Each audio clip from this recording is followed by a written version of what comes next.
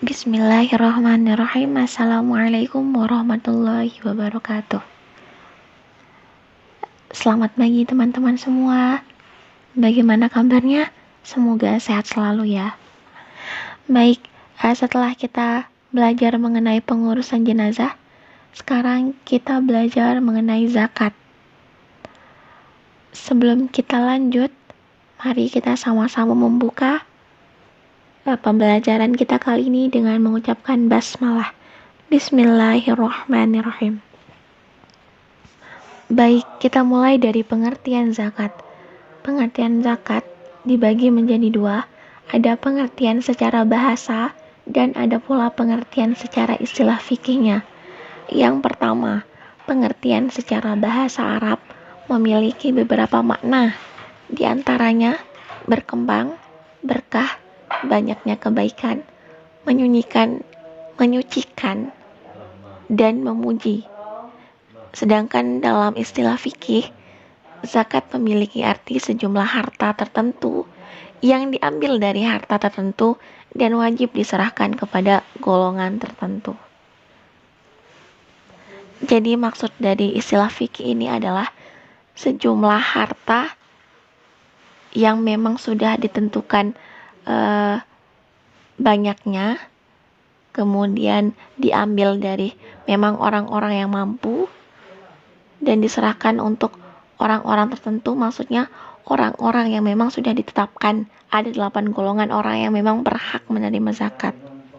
Setelah kita membahas tentang pengertian zakat, sekarang kita ke macam-macam zakat. Di dalam fikih, zakat wajib dibagi menjadi 2 macam. Yang pertama, zakat nafs atau badan, atau biasa kita sebut dengan zakat fitrah. Dan yang kedua, zakat mal atau zakat harta. Zakat fitrah itu adalah zakat yang wajib dikeluarkan oleh setiap muslim yang menemui sebagian atau keseluruhan bulan Ramadan dan bulan Syawal yang berupa makanan pokok sesuai kadar yang telah ditentukan oleh syara. Jadi zakat fitrah itu adalah zakat yang dikeluarkan ketika bulan Ramadan. Berupa apa? Berupa makanan pokok. Kemudian kadarnya berapa? Setara dengan 1 sya' atau sekitar 2,5 kg beras per orang. Atau ada juga pendapat lain yang mengatakan kita mengeluarkan zakat fitrah sebanyak 2,7 kg. Tapi biasanya yang kita gunakan adalah 2,5 atau 2,5 kg.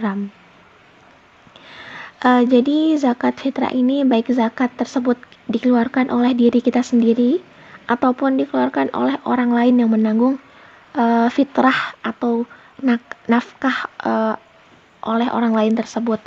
Ada dalam satu hadis yang berbunyi, anna Rasulullah sallallahu alaihi wasallam farada zakat al-fitri sa'an min sya'irin ala kulli hurin aw amdin dzakarin aw unsa minal muslimin.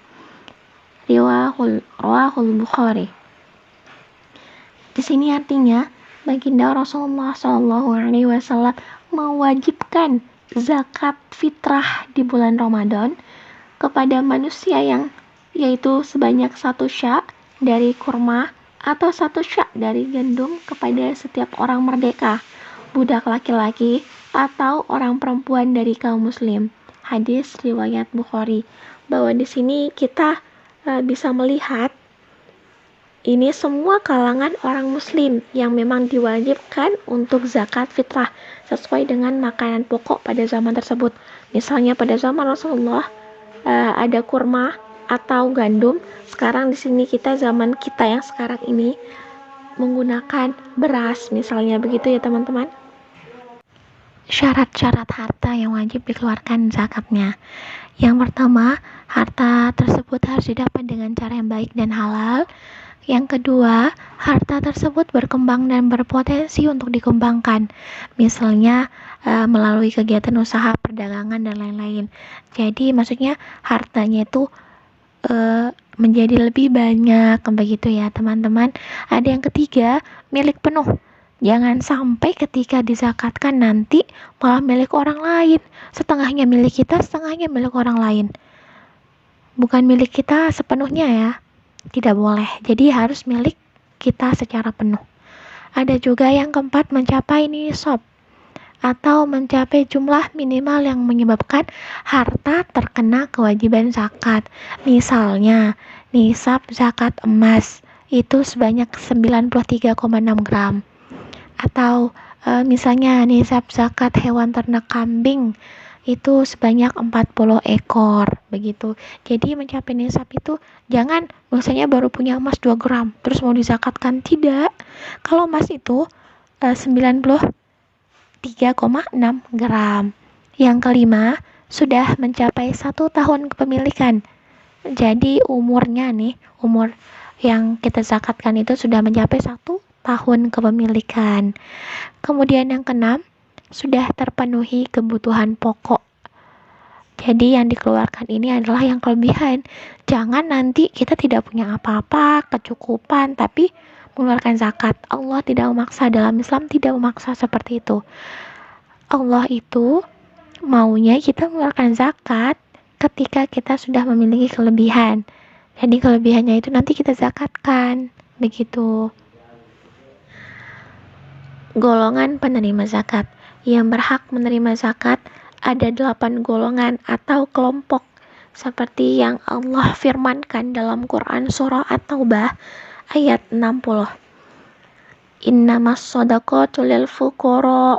Sesungguhnya zakat-zakat itu hanyalah untuk orang-orang lil fuqara, untuk orang fakir, wal masakin, untuk orang miskin, wal amilin, untuk amil-amil zakat atau pengurus-pengurus zakat. Kemudian wal mu'allafati qulubuhum, untuk para mu'allaf yang terbujuk hatinya. Wa fir riqab, untuk hamba sahaya. Wal gharimin, untuk orang-orang yang berhutang. Wa fi sabilillahi wa ibnis sabil, untuk orang-orang yang memang melakukan perjalanan di jalan Allah, untuk jalan Allah. Baik, terima kasih perhatian teman-teman semua. Jangan lupa setelah ini langsung mengerjakan tugasnya dan dikumpulkan melalui WA. Nanti langsung chat pribadi saya aja untuk mengumpulkan sesuai dengan nama, kemudian absen dan kelasnya. Mari kita tutup dengan sama-sama membaca doa kafaratul majlis. Subhanakallahumma wa bihamdika asyhadu an la ilaha illa anta astaghfiruka wa atubu ilaih. Assalamualaikum warahmatullahi wabarakatuh.